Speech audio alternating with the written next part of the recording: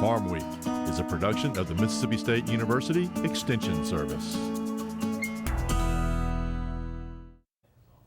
Today on Farm Week, Russia announces it's halting agricultural imports from all countries that have imposed sanctions on it, including the United States. In southern gardening, shade gardens. They can be beautiful and they will give you a place to hide from the heat. In the food factor, homemade ice cream is good on a hot day. We'll give you some ways to make it creamy and safe. In the markets, grain traders hunker down for the new crop numbers coming out on Tuesday, as chicken exports may get caught up in world politics. In the feature segment, see how a program in Iowa is not only saving historic barns, it's also saving the oral histories of farmers. I try to pull the emotions.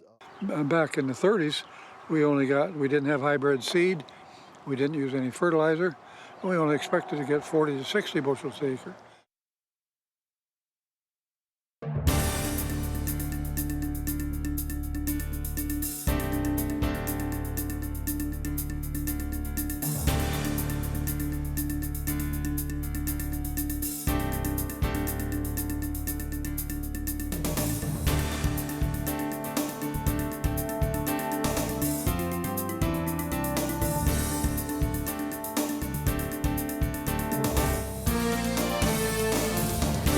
Good day, everyone. I'm Leighton Spann. And I'm Artist Ford. Welcome to Farm Week. Mississippi's poultry industry will be affected by the latest development in the face-off between Russia and the West over the Ukraine.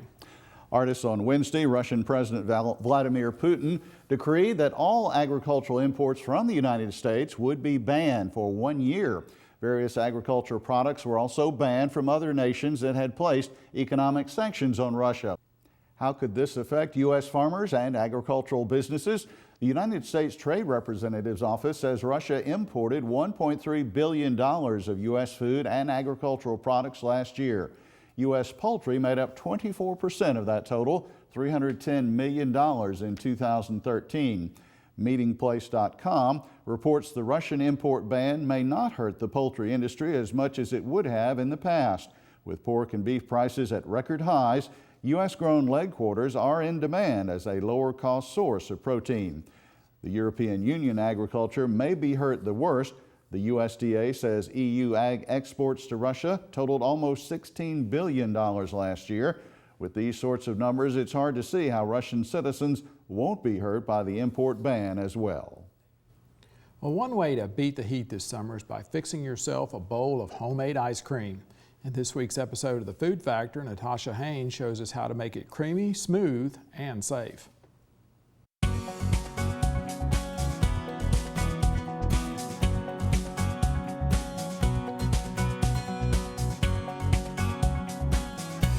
Whew, that's music to my ears.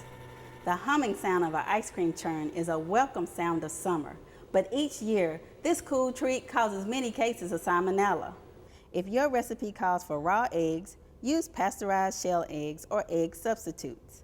Egg substitutes can be found in either the dairy case near the regular eggs or in the frozen food section. To make a cooked egg base, combine eggs and milk as indicated in your recipe. Other ingredients such as sugar and salt may be added. Cook the mixture gently to an internal temperature of 160 degrees, stirring constantly. The mixture will firmly coat a metal spoon. Even when using pasteurized eggs, start with a cooked custard base for optimum safety. After cooking, chill the mixture before adding other ingredients and freezing. If you are adding fruit to your ice cream base, remember to puree the fruit before adding it to make it easier to eat when frozen.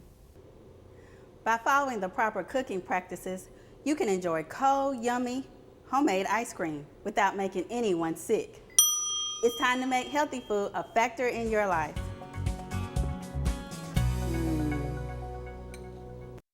Natasha says don't forget to buy some rock salt to add to your ice. This lowers the temperature of the ice and water below freezing and helps to freeze your ice cream faster.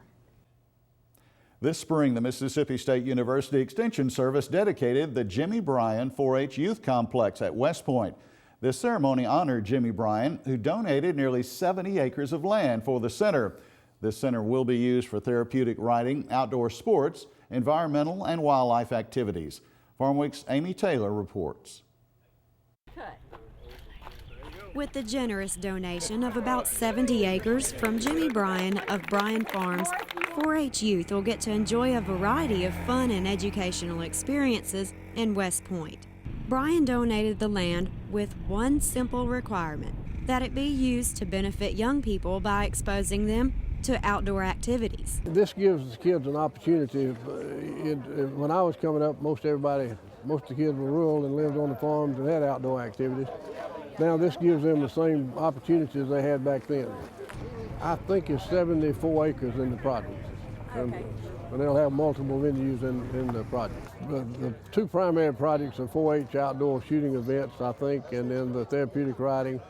But it'll also be open to the public for some events, I think. The development started with the building of the Elizabeth A. Howard 4-H Therapeutic Riding Center. Mississippi State University Extension Service 4-H Development Agent Morris Houston says a variety of activities will be available. Thousands of kids will have the opportunity to come out and participate in riding events, in environmental education events, conservation days. We have an ATV training center that actually trains adults on how to be certified trainers so they can go into communities around the state and train our young people and other adults how to safely ride ATVs. We have a 4-H shooting sports range here that will be used not only by 4-H but also by organizations in the county and the city. After the ribbon cutting ceremony, visitors toured the environmental trails and watched demonstrations at the archery range. From West Point, Mississippi, I'm Amy Taylor reporting. Gardening in the shade has always been a challenge. In this week's Southern Gardening segment, Extension horticulturist Dr. Gary Bachman shows us some plants that thrive out of the sun.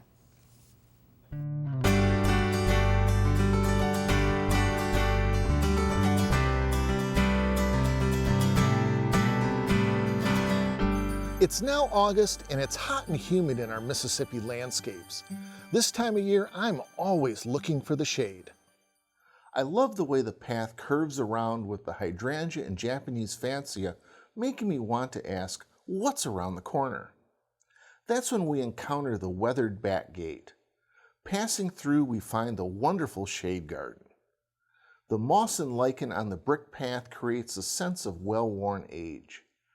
Plants have been selected that will tolerate the lower light conditions. Gold Dust Cuba is a great choice for a woodland setting. The foliage is dense and glossy and appears to be splattered creamy yellow. This shrub can brighten any shady corner. Running next to the brick path is a wall of Japanese yew that provides a nice screen and interesting texture.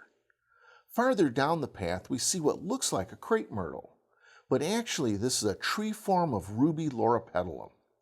In the shade, the foliage emerges ruby burgundy and fades back to green. I like the use of the combination of liriope, golden lantana, and pinkish rose-colored impatiens, adding a smattering of color. Impatiens are a good color plant, but suffer in the full sun and heat of Mississippi. Grown in the deep shade, impatiens will brighten the shady landscape all summer. Another good shade plant is Patriot hosta. The variegated oval leaves have deep green centers and irregular white margins. The bell-shaped lavender flowers appear in midsummer. So when it's hot in the landscape, take my advice and head for the garden in the shade. I'm horticulturist Gary Bachman for Southern Gardening.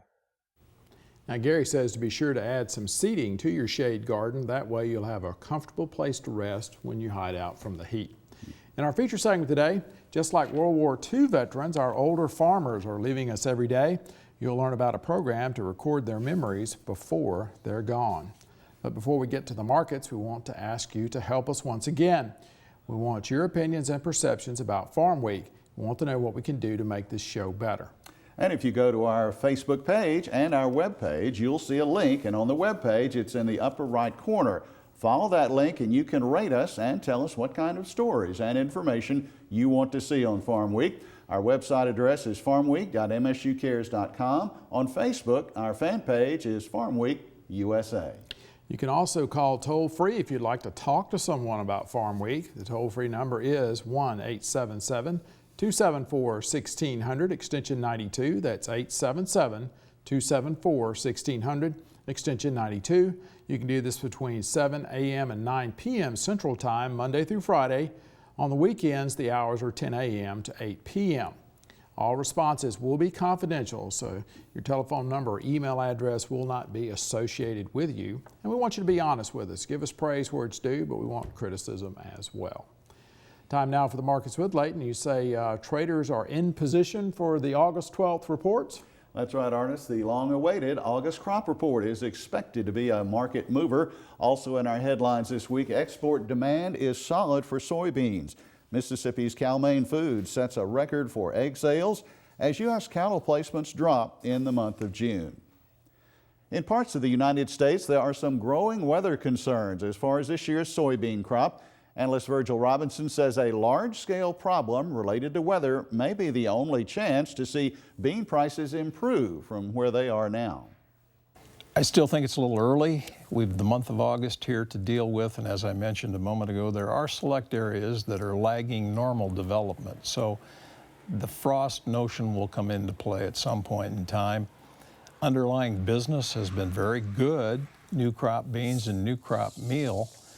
Processing margins, the way I track them, both old crop and new, are better than they were a year ago at this time. So there is a pretty solid demand structure within the marketplace. But again, as long as we're fixated on this huge crop, it's going to be difficult to generate any kind of significant price recovery unless we have a weather trauma. Tuesday, the day for the release of that new monthly crop report, it's still expected to be a market mover for corn especially. Analyst Sue Martin says traders have priced in a 170 bushel per acre yield. She says prices could sink even lower. Some are thinking 308, and there's even some people talking a 2. Well, if you talk a 2, I don't see a 2 in corn. I think it's too cheap. You know, we're feeding livestock heavier, especially hogs. They came in 13.5 pounds heavier this week than a week ago, you know, or a year ago, I should say. And so, you know, you're finding use for all this corn. We break from the markets to look at the trivia quiz for this week, and here is the question. How many licensed agricultural aviation pilots are there in the state of Mississippi? Is the answer 100, 190, 230, or 262? I'll tell you in a few moments at the end of the markets. We're going to pause for a short break on Farm Week. Coming up, we'll look at the calendar and the rest of the markets. Leighton Spann interviews Bryan Williams about where cattle prices are headed. In the feature segment today, see how one state is recording interviews so future generations will know how farming used to be.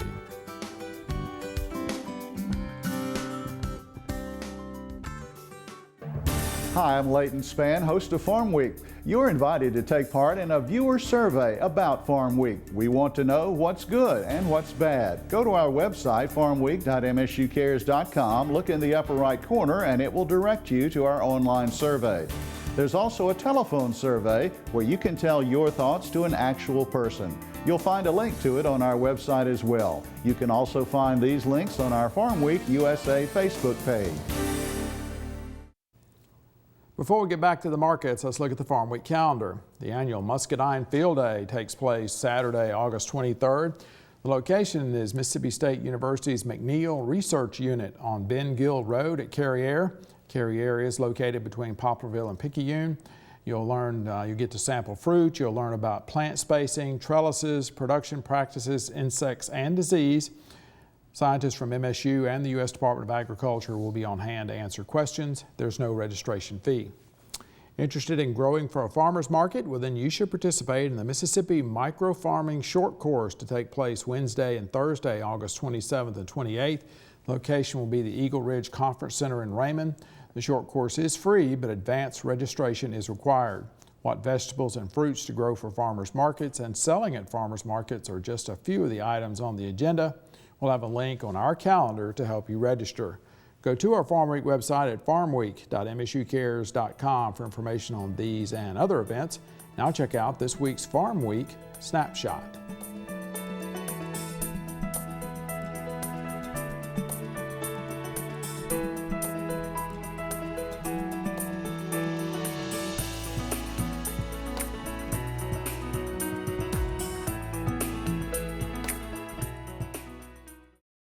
Cal-Maine Foods, based in Jackson, says it has sold more than 1 billion dozen fresh eggs in the year that ended May 31st. The company says this is the first time any egg supplier has passed yearly sales of more than 1 billion dozen. And time to check in on the cattle market before we leave. Extension Ag economist Bryan Williams has been reviewing the last on-feed report from the USDA. I talked to him about it Thursday morning. Well, did the cattle on-feed report come in close to expectations? For the most part, it did. Our on-feed numbers, we were expecting around a 2.9% decrease, and we ended up with a 3.4% decrease with around 10.1 million head on feed.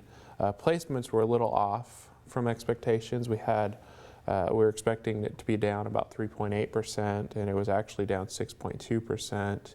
And then our marketings were close. We were expecting down about 2.1%. We ended up down 1.8%. Now, there were some private analysts that even expected a higher drop in placements than what we saw, right? Yeah, the range in the placements is probably the hardest one to project. And so the range of estimates was really wide, anywhere from down 8.1% to up 3.5%. But the tight supplies and the good pasture conditions indicate maybe lower placements, but the market was calling for those cattle, so it indicated possibility of higher placements. Now, that same day, we also had a cattle report come out to kind of help the market move some. We did. It gave us an idea of kind of our inventory numbers. We didn't see this report a year ago, but they had one in January. But our herd size, current beef herd size, is about 29.7 million head compared to 29 million head in January. But the number of importance there, I think, is the placements, where we've got 4.1 million head of placements, replacement heifers, and that was compared to 5.5 million head of replacement heifers in January. All right, overall, where do we see prices trending for cattle at this point, would you say? Well, we're still, on our feeder market, we're still seeing kind of a bullish trend. We're entering the fall where a lot of calves could be coming onto the market.